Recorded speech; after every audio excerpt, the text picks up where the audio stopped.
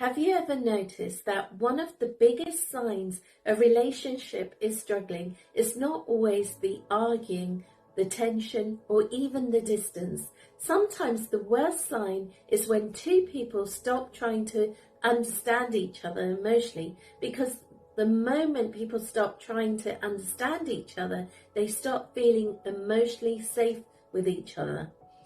And once emotional safety starts disappearing, everything else slowly begins breaking down underneath it. You can have two people living in the same house, texting each other or sitting next to each other every evening and still feel emotionally disconnected because emotionally they no longer feel seen, heard, or understood.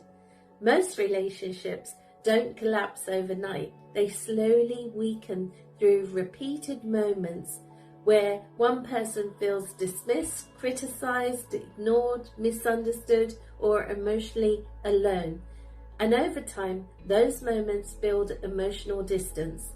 This is why communication is not just about talking, it's about emotional understanding.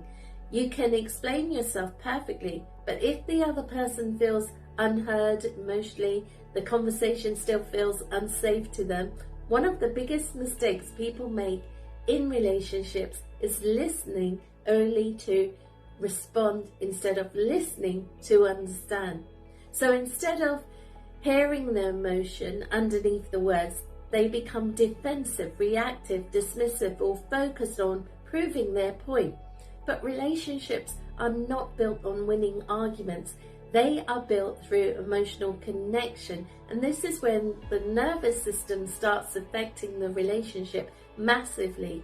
When someone feels criticized or rejected or dismissed or emotionally unsafe, their nervous system shifts into protection mode.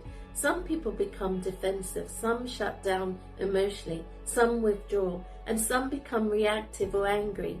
And what starts happening is that both people stop responding from calm awareness and start reacting from emotional protection.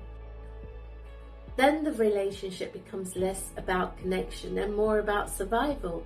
And one person is chasing reassurance, the other is pulling away. One person is trying harder, the other becomes emotionally distant.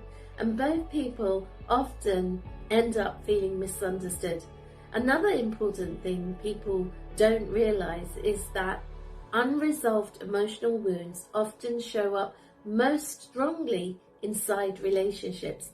If someone grew up feeling unheard or rejected, criticized, or emotionally unsafe, small moments inside a relationship can activate much deeper emotional reactions underneath the surface. So what looks like overreacting is often emotional patterning being triggered. So this is why self-relationship matters so much, because the healthier your relationship with yourself becomes, the less reactive you become emotionally inside relationships.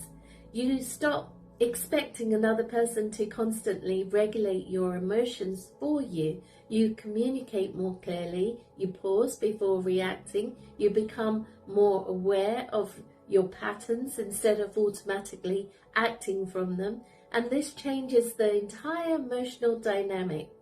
Healthy relationships are not relationships where people never trigger each other.